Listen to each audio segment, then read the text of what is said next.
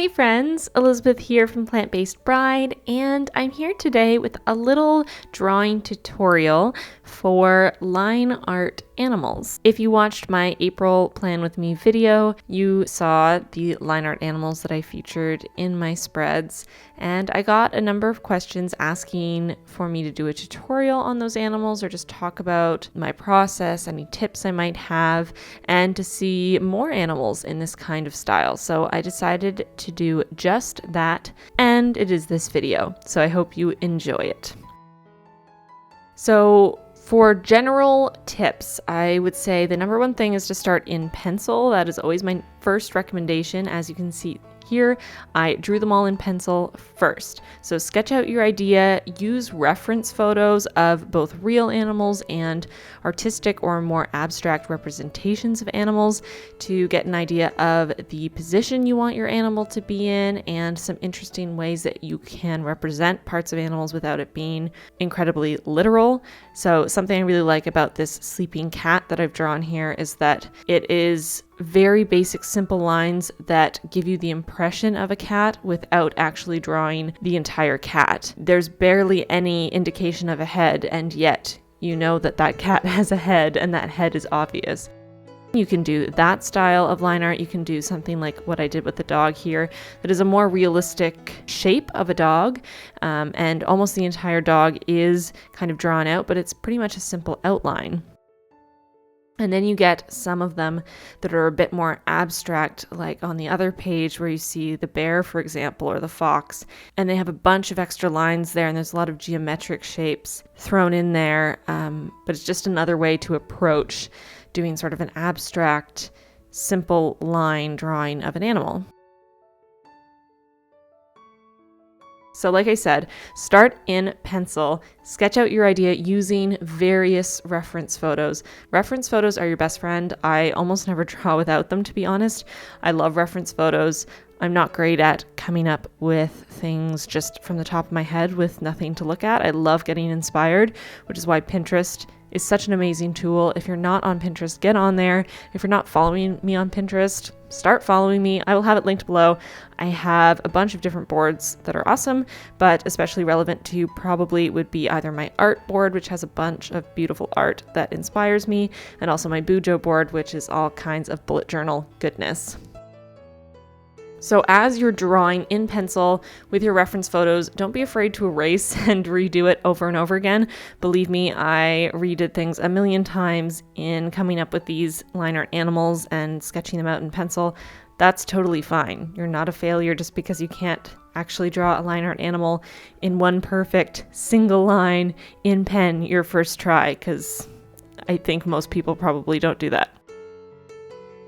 Which brings me to my next point, which is you don't actually have to draw in a continuous line, even if that's the style you're going for, like with my wolf here or with the duck. You don't have to do it in one perfect line. You can stop if you need to, if it's awkward, or if you just want to be more precise with your lines. It doesn't have to be one continuous line, even if that's kind of the look you're going for. But if you do want to do it in one continuous line, it does make it easier to do it in pencil first, because then you know where you're going. You can draw your line with more confidence when you've already planned out the shape of your entire animal, instead of making it up as you go.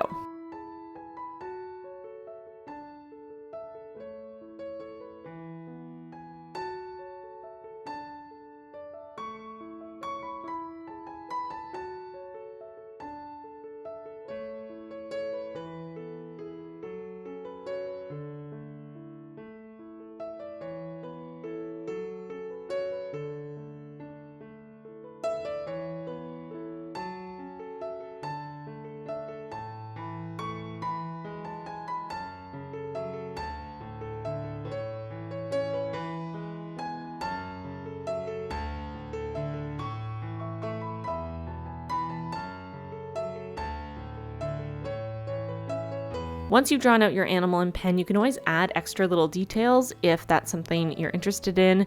Something I really like to do is just adding a couple dots.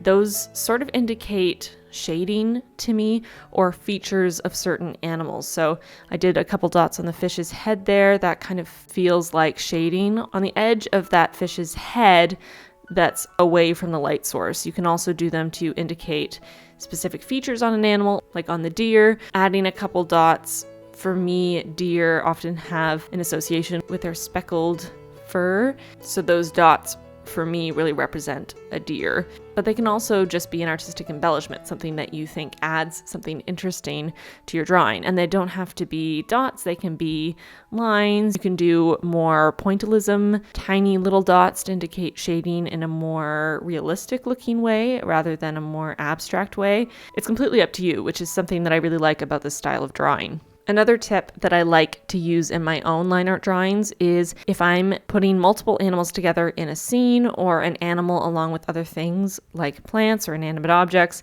I like to try to connect them. So the only example of that I have on this page is the duck. As you may recall from my April bullet journal plan with me video, I had the mama duck and some baby ducks and the waves, and they were all made with the same sort of continuous line look because they were all part of the same scene. And here I just did the mama duck and a couple waves, but you still get that impression that she is part of the scene, the waves are part of this image, and they're all made with one line. And I did a similar thing with the wolf in my April plan with me on my moods tracker. I had the trees connected to the wolf because they were all part of the same scene. The wolf was in the forest, and so they were connected with the same lines. And that's something I really like to do, just to show that those images are together. They are part of the same image rather than two separate images just drawn close together. I tried to do a variety of different styles in this spread just to give you some different ideas. I also tried to do a bunch of different animals. Obviously, I recreated some of the animals I used in my April Plan With Me video: the cow, the fish, the duck, the wolf, and the crab.